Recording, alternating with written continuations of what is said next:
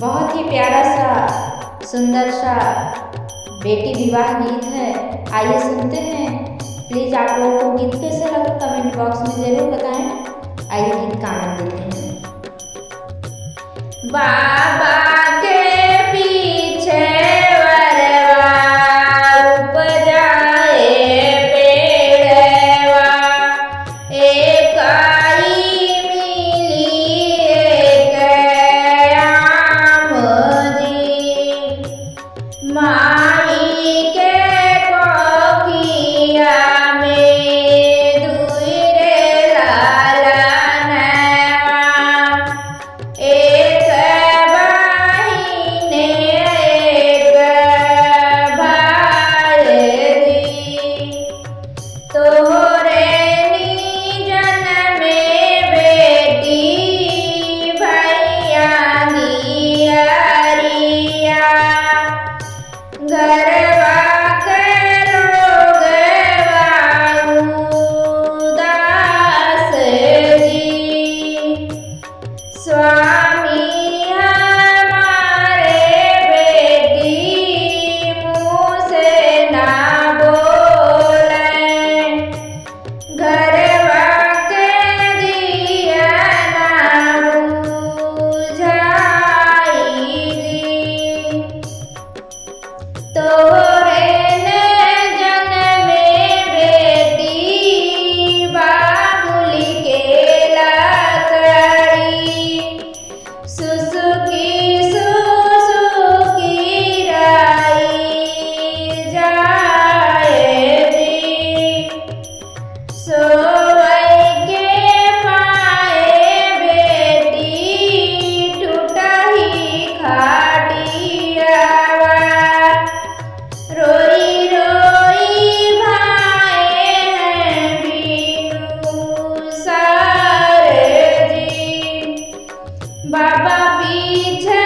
मारवा उपजाई पेड़वा,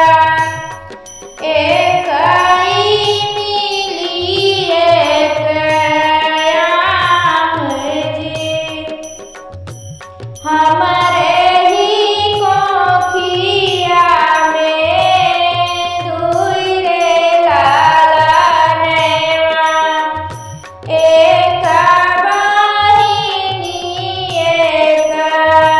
भाई जी, तोहरे नजन में बेटा दुनिया आनंद पाई, घरवा के लोग उजियार जी, तोहरे नजन में बेटा स्वामी मोरे बोलाए, ननदी जे दिया नजराई जी, तोहरे नजन में बेटा भगुरे कैला करी, धधकी धाधकी जारी जाए जी, तोहरे नजन में बेटा भगुरे कैला करी, धधकी धाधकी जारी जाए जी, सोवै के पाए बेटा लाली पलंगिया,